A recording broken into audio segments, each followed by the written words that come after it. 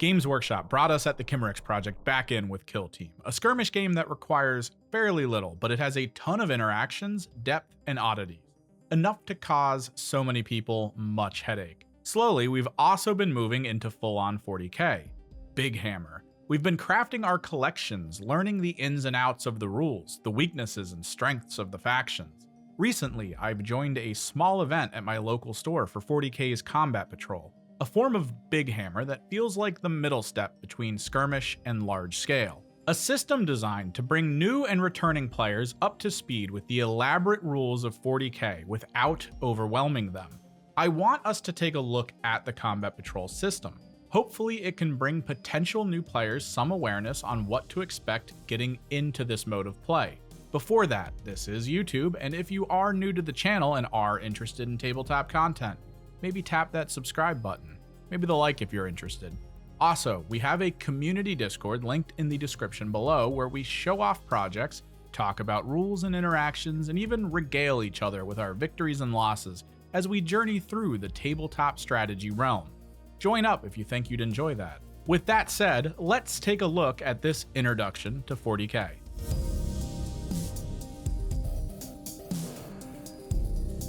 Right off the bat, I will say one of the most intriguing elements of Combat Patrol is how long a game takes. Kill Team, at best, among my group, takes about an hour and a half to play a game. Most of the time, we don't even play through the final round. We simply talk out the few options we have left and what points we could receive. Over the course of a full day of the local Combat Patrol League, every game went to between 4 or 5 battle rounds and only took a little over 1 hour. I am truly astonished by this. Every 40K match I've played between 1 and 2K points, bare minimum, hits over 2 hours. A lot of this has to do with streamlining.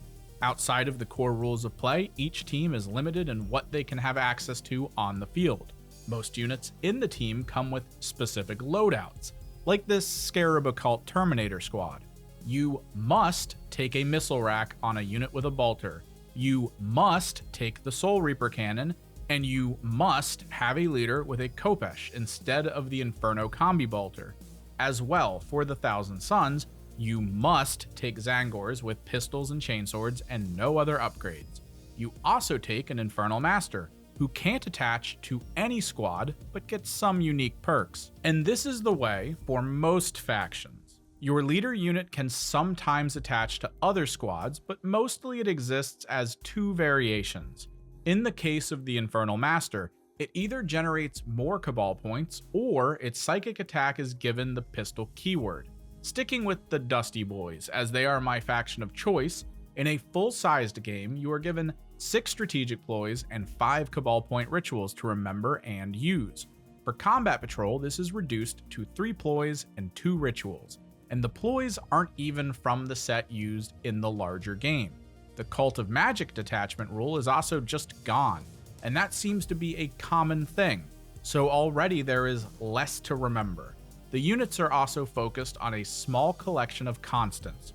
The only on-field variable is what benefit from 2 options your leader will have, and there is a limited version of the larger scale faction rule in place. The battlefield is also half the size of a full-scale map, and scoring mission points is mostly what you expect, but slightly enhanced by giving all battle line units a passive ability to set objectives they are on to a form of sticky capture and leaving it behind.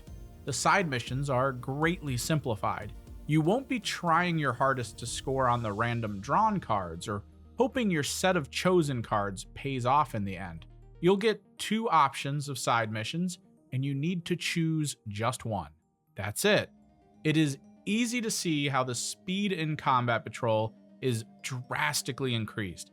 That being said, a lot of decisions made with team composition and everything has confused many of us in the league. We can try to write it off as big air quotes balance, but from our perspective, we can safely say that balance isn't necessarily a thing.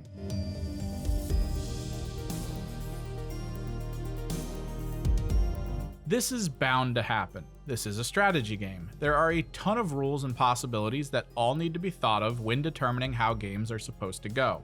You even have to factor in potential map layouts and other elements exterior to just how the teams work. Kill Team has some issues with this, but the limits on options rein some of it in. Big 40K has shown in the past couple tournaments that there is a clear line of winners and losers popping up. Combat Patrol being as limited as it is should make for more interesting games between closer in power army lists, but this isn't exactly the case. Some of this has to do with the fact that many of these Combat Patrol teams come from pre-existing boxes that have been around since the last edition. Only the Space Marine and Tyranid boxes, I believe, are fully refreshed for this system. It actually causes some problems, like the fact that the old Necron Combat Patrol had an aircraft in it. Shortly after the release of this mode, that box was pulled from the US online shop. Guess we'll see that re-release at a later date. For now, that team is everything but the aircraft. But when looking around at the possible teams you can take, there are a handful of issues. Some teams are better suited for larger battlefields, like the Tau. Some teams don't have too many strong anti-tank options, like my Thousand Suns. Believe me, for 3 turns with the lethal hit anti-tank stratagem on, my Terminators were very ineffective at killing the Adeptus Mechanicus Dunecrawler.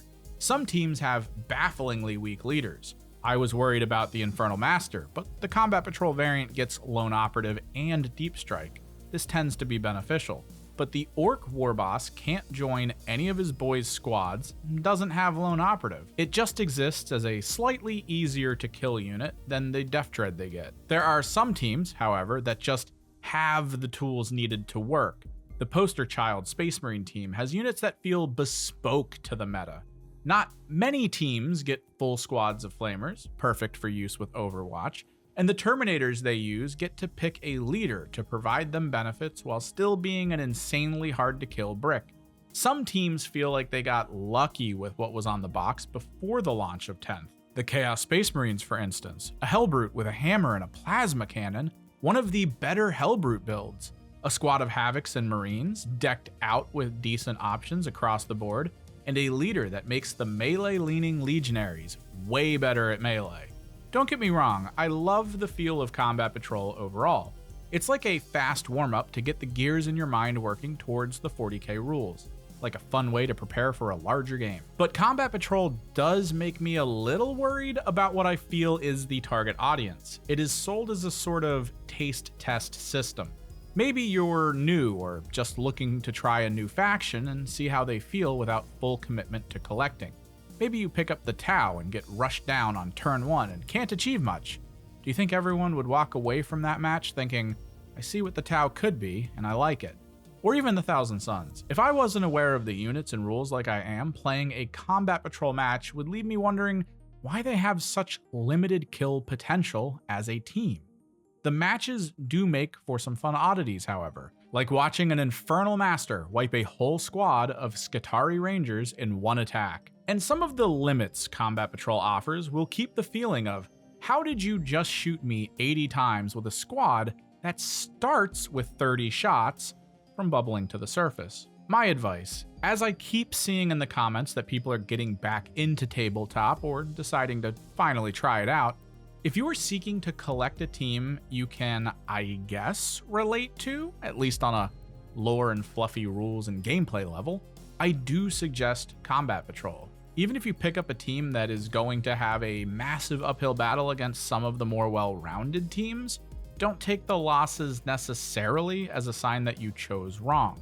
Warhammer 40K, and Games Workshop as a whole for the most part, is in constant flux. Nothing is truly stagnant. Some armies have their moments in the sun, some surprise people with a tactic or strategy no one expected.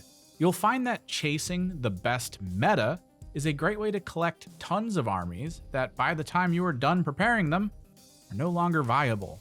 Find the thing that makes you happy, an aesthetic, a personality, a core strategy. Even if the Eldari Patrol might not be the best for the meta there, it is doing wonders at full scale right now. We'll see if that continues after the next balance data slate. Either way, collect your passion. Be known as the person from your local group that plays that team.